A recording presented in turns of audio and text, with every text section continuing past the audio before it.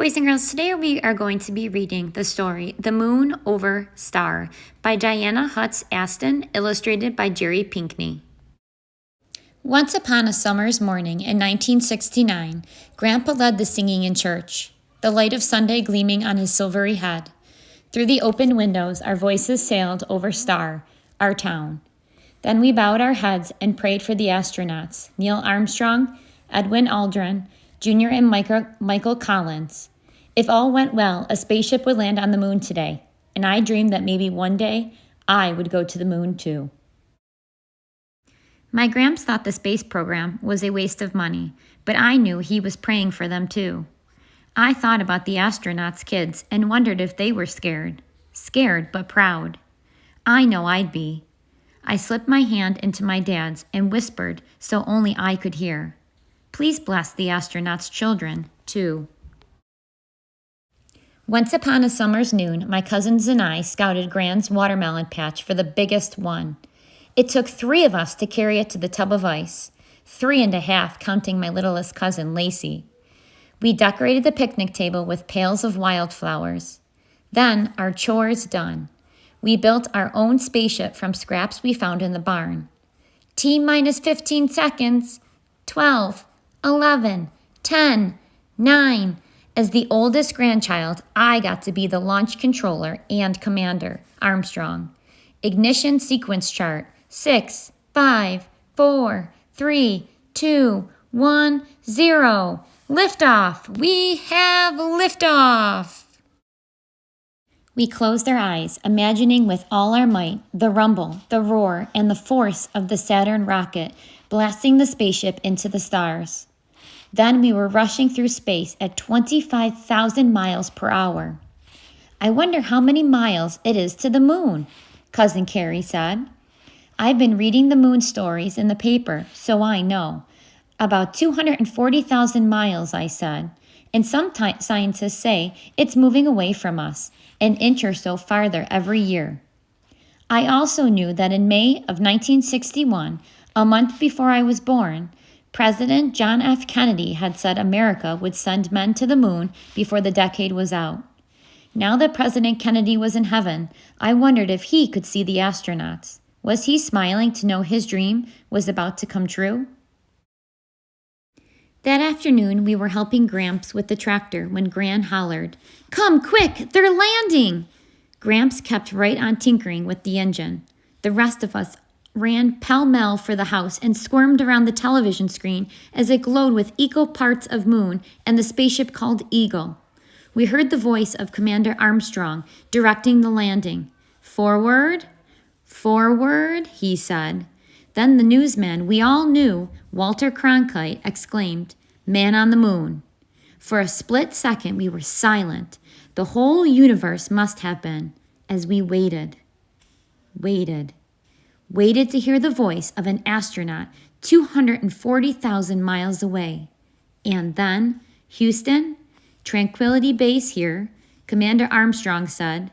"The Eagle has landed." Boy, did we cheer, all of the cousins and even the grown-ups, all except Gramps. I remembered something he once said. Why spend all that money to go to the moon when there's so many folks in need right here on Earth? Because we can, I almost shouted, but caught myself. I began to wonder then what Gramps' dreams had been. From the time he was little, he had worked the farm, doing the same jobs day to day, season to season. When the crickets began to sing, Gramps took out his pipe. I pulled off his dirt-caked boots for him and stopped around the porch. "Gramps, will you watch it with me tonight? The moonwalk?" "I'm mighty worn out today," he said, "but maybe." Suddenly, I could see how tired he was. Lifetime tired. There were deep lines in his face, a farmer's face, and an old farmer's face. "All right, Gramps," I said. "It's okay." Once upon a summer's night in 1969, we spread blankets and folding chairs on the edge of the yard where the buffalo grass grew thick and soft. The cornstalks whispered while we gazed at the pearly slice of moon and the stars gleaming like spilled sugar. What were the astronauts seeing right at this very second? Could they see beyond the moon, To Mars or Neptune or Jupiter? We passed around a bowl of popcorn. What I could see above me and what I could see in my imagination were better than any picture show. Later on that summer's night in 1969, the television screen flashed with words that gave me goosebumps. Live from the surface of the moon. And Mr. Cronkite said, Neil Armstrong, 38-year-old American, standing on the surface of the moon on this July 20th, 1969. I didn't know it then, but there were 600 million people the world over watching with me and listening when Commander Armstrong said, that's one small step for man, one giant leap for mankind. All of us from New York to Tokyo, to Paris to Cairo, to Star, and maybe even President Kennedy too. All of us watched it together, the astronauts bounding across the moon like ghosts on a trampoline.